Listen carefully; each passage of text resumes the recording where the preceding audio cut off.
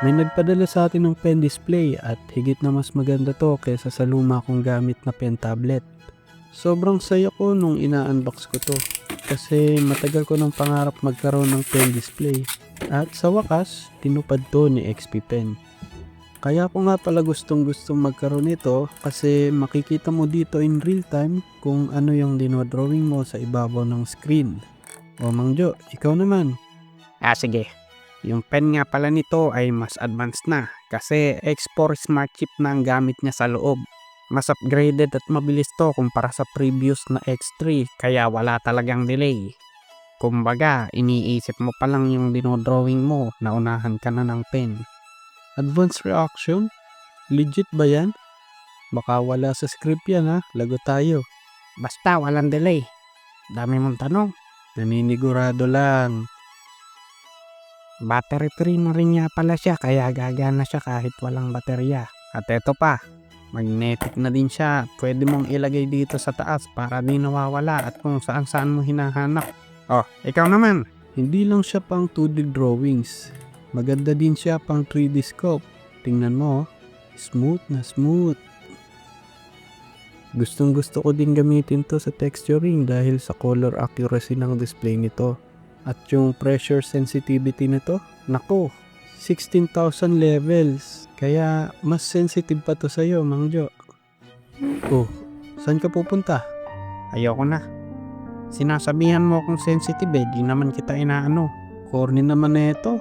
Para Tara na nga dito. Sensitive mo masyado. Ano ka mo? Wala. Sabi ko, ulam natin mamaya, sarsyado. Alam ko. Alam mo pala eh. May 8 customizable shortcut keys din siya at bukod dyan, meron ding 2 scroll wheels. Yung isa sinet ko sa zoom, yung isa naman sinet ko sa brush size at saktong-sakto siya sa preference ko dahil napapabilis nito yung process ko. Paano pala kung kaliwete yung artist? Good question, Mang Jo. Ganito lang ipi-flip mo lang siya ng ganyan at saka mo iseset yung shortcut keys na gusto mo at ayun, ganun lang kasimple. Ito pa isa, may free portable stand na din pala siya. Oo, free lang siya at mukhang ang ganda din ng quality.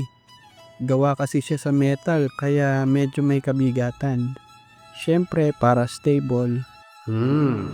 Pwede. Mahal siguro to pag pinakilo ko. Naloko na. Oy, nakita ko yun. Alam ko na binabalak mo. Ibalik mo yan. Kaya naman, ini-inspect ko lang naman yung quality. Ini-inspect. Ba't nasa likuran mo? Tapusin mo na nga yung video. Dami mong satsat. Ito pa nga pala yung mga inclusions niya. May 10 pieces extra pen nibs, nib replacement tool, drawing glove, full featured USB-C to USB-C cable, 3-in-1 cable, cleaning cloth, quick guide, warranty, and driver download card.